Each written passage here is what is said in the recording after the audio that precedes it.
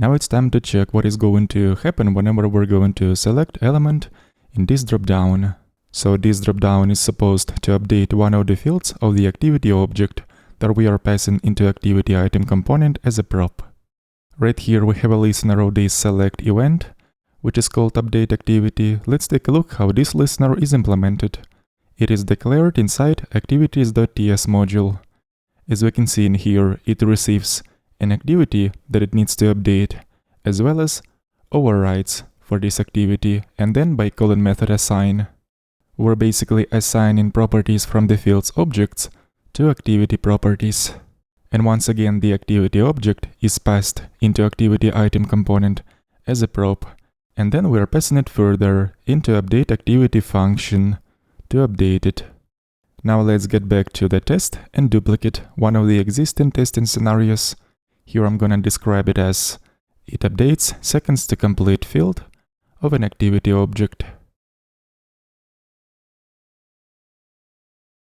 And as a reminder, activity object consists of 3 properties: ID, name, and seconds to complete. So let's start describing this testing scenario by creating the spy for the update activity function, since we're gonna have to check that this function will be called once we're gonna select an element from the dropdown. So I'm gonna declare update activity spy constant and create this spy by using spy on method on the VI object. As the first parameter, we're passing the module, which contains the function we're about to spy on, and the function itself is called update activity. In this test, we are already grouping all the experts from the activities module under activities name. So on the next step, I'm going to render the component called activity item by using our helper function mount activity item. And then once the component will be rendered, I'm going to find select component in the rendered markup by calling find component method. Base select component is a generic component, so to avoid any issues related to TypeScript, I'm going to cast this component into any type. And then we have to fire select event. This way we are emulating the selection in this select box. And when base select component fires select event, it is going to cause this update activity function to be called. And when we do this selection, base select component is going to send payload along with the event to the parent component. So in here for now, I'm going to use a random value as a payload. Later we're going to change it. And then, as for our expectations, we're going to check that update activity function has been called exactly once. And then let's add one more expectation to check that that function was called with required arguments. First argument to this function has to be an activity object that we are creating in our test, and then passing into the activity item component as a prop. So let's create new activity instance by using our helper function, create activity, and pass newly created activity object into mount activity item function in order for activity item component to receive this activity prop. And then in our expectation we can check that the update activity function will be called with this activity instance.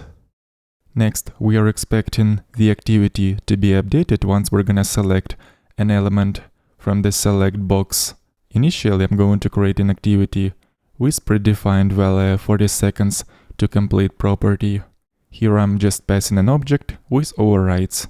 In this way, we're going to override seconds to complete property of this newly created activity. And then I'm also going to declare another constant, which is going to hold updated value of the seconds to complete property. It will be the value which we are going to select by using that select box. So this new amount of seconds we are about to receive once we're going to do our selection by using the select box. And that is why in here, along with the select event, it is supposed to send us updated value for the activity seconds to complete property. Before going any further, let's comment out this expectation and check that the first expectation passes, and it does. But when I'm going to change this number, let's say we expect update activity function to be called 2 times. In this case, test is going to throw an error, just like we expect. And now it's time to determine which arguments update activity function will be called with. Since we expect activity object to be updated, and specifically we are expecting seconds to complete property to be updated, I'm going to make a copy of the original activity object and update only one property, seconds to complete, by assigning our new value of activity, seconds to complete property. And as the second argument, we have to specify another object with overridden fields.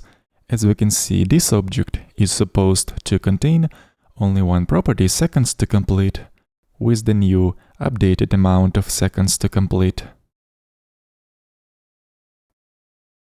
So as always, we have to restore all mocks that have been created in this test.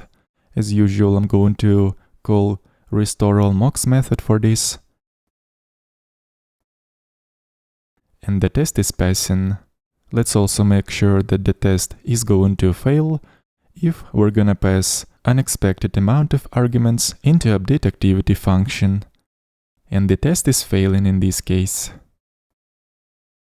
Let's also test the fact that value of the seconds to complete property is going to be displayed in this element. First of all, I'm going to display a rendered markup of the component in the terminal, and then we can see how we can check that proper amount of seconds is displayed in this markup. So in here we're seeing this formatted amount of seconds. Let's just add another expectation and make sure that these formatted seconds will be shown in the HTML markup. We can do so by calling toContain method and checking that we're expecting to see the amount of seconds stored inside seconds to complete constant. But of course, since it is going to have formatted representation, meaning that 3600 seconds will turn into such notation, I'm going to use the function to convert this amount of seconds into proper formatted form. So let's use our helper function for formatting seconds called format seconds with sign. And just because these seconds are shown with negative sign, I'm going to use minus in here. And let's see what this function is going to produce. I'm going to output the result in the terminal.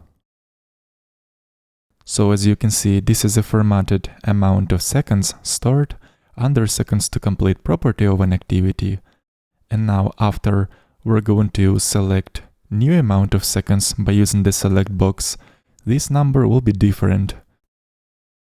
Let's see what formatted amount of seconds we're going to get after we select an element in the select box.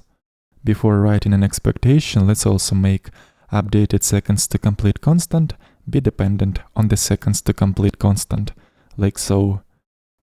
So eventually we're going to get amount of seconds that is twice less than it was initially.